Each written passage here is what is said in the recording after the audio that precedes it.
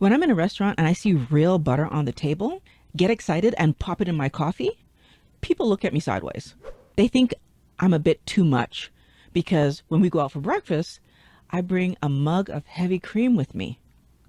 I look for ways to add fat to whatever I'm eating. But it wasn't always like that. I used to be afraid of getting fat if I ate too much fat, just like everybody else. And I learned that pretty young, even though I didn't know that I was learning it.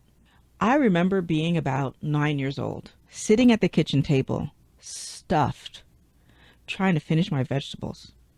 And that was a theme of my childhood because there was no negotiating with my mother. To her, vegetables were more important than meat. And as a matter of fact, at that time, we were being told that meat's going to cause all types of health issues from diabetes right up to like heart disease. So I don't quite blame her. And as a matter of fact, I grew up in a house with loving parents who were determined to have healthy kids.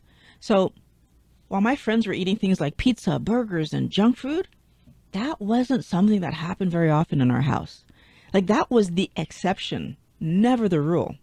Yet somehow I ended up with joint pain by the age of 23. And the kind of pain where I struggled to walk upstairs. I was a mess, Wellness Warrior. Knees, elbow, back.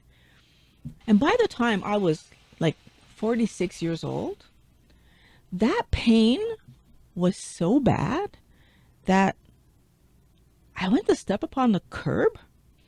I couldn't lift my leg. Like I couldn't get it up high enough and it was hurting. I just remember standing there. Like I couldn't even speak. I didn't know what was happening. My mind was not processing something that I had done since I was like 3 years old was impossible, and I didn't understand. Now, I was shocked, but the doctors were much less. They didn't even seem to blink when I told them what happened. And that didn't mean that they had a good answer for me, though. They were not helpful at all, actually. The solution they had for me was wait. And then they were writing me a prescription. And I was like, wait for what? I'm not a candidate for surgery yet. So we need to wait. Basically wait for it to get bad enough for surgery. Wellness Warrior, I didn't want to become a candidate for surgery. I was 46 years old. I couldn't understand how my entire life was falling apart at 46 years old. It didn't seem fair, first of all. And I honestly wasn't ready for a hip surgery. That's the kind of thing that, I'm sorry, but you hear old people talk about having. I was 46 years old. So I left that office with that prescription, which I didn't touch. And I started frantically looking for answers.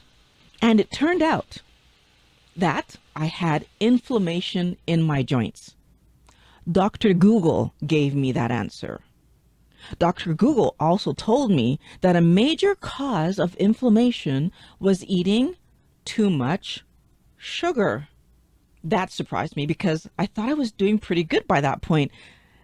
I had cut back on my sugar intake dramatically. So I was a little bit surprised, but as I kept reading, because I'm trying to understand all this stuff, and I watched some videos, and I learned that rice, pasta, potatoes, and pizza, the staples of my diet, were all sugar.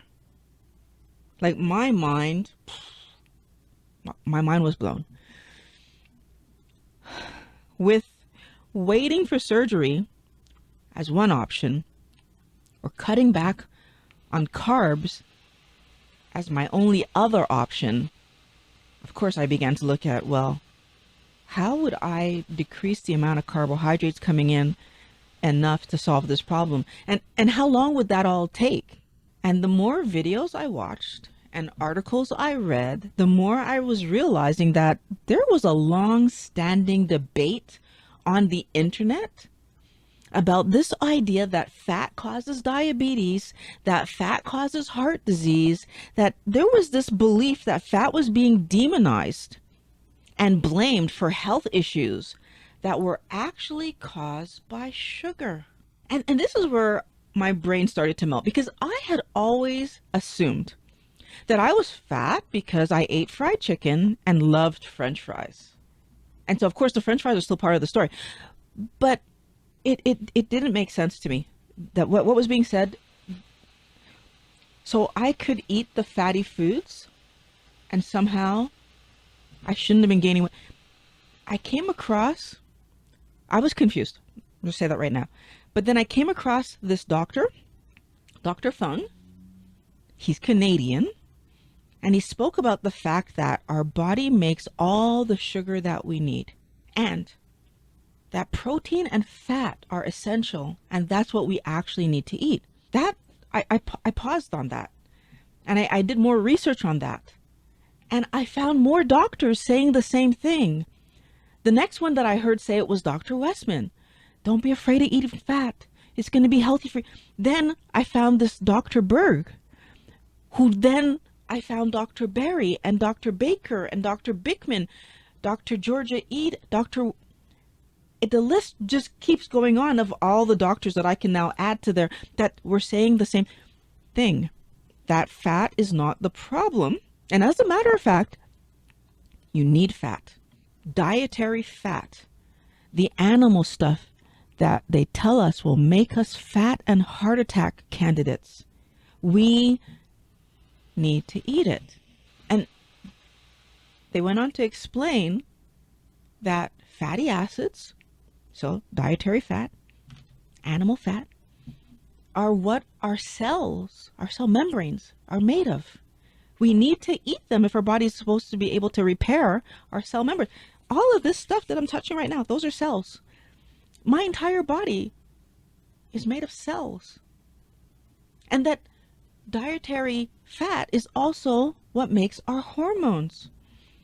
The same hormones that, if they aren't in balance, lead to depression and anxiety. They tell us that they don't know why we have serotonin and dopamine issues. That pisses me off, Wellness Warrior. They try to blame our genetics. They try to blame environmental factors, all the while discouraging us from eating animal fat, the fat that we need to make our hormones. We're not eating it. And then they're giving us medication to try to bring balance to our hormones. The same ones that we are encouraged not to eat fat that would help us regulate natural. Many of the doctors that I found online were also calling Alzheimer's disease type 3 diabetes. And again, I'm listening to this. It's all just making perfect sense. My brain is a bundle of cells and fat. So of course, it makes absolutely perfect sense that my body would need animal fat so that it can help rebuild and repair my brain. I felt so deceived that day when I was like going through all this information, because it wasn't just a matter of fat being an overly calorific energy source that was going to make me gain weight. Fat is an essential nutrient that we've been avoiding for years, because I was avoiding for years, because we are told that it's causing obesity and heart issues. But in fact, fat has important uses in our bodies. We even need it to be able to absorb fat-soluble vitamins, Honest Warrior, like vitamins A and D and E and K. We need it for that. I felt so deceived. And what I was learning made so much more sense than anything else I had ever been told about what would help my health, because I was doing all those things. Eat low fat and exercise more. I tried all of that stuff. It never worked. And then I would do it some more and it never worked. And I would do it and I would push and it would, my weight was just going up and I felt so deceived. I felt deceived enough, actually, that I decided on April 20th, 2018, to eat low carb and to increase my fat consumption. And it changed everything. Within 3 months, my hip pain was gone. And all of my joint pains were gone. And just 5 months after I started eating this way, I was at my goal weight. I went from obese to healthy weight. And the butter that I put in my coffee, it's to make sure I stop losing weight, Wellness Warrior. That's why I do it. I don't want to lose anymore. The list of positive actions of fat in the body is so much longer than what I've talked about here. Fat isn't the enemy. I went in depth on that debate here. Click on the link. I'll meet you over there.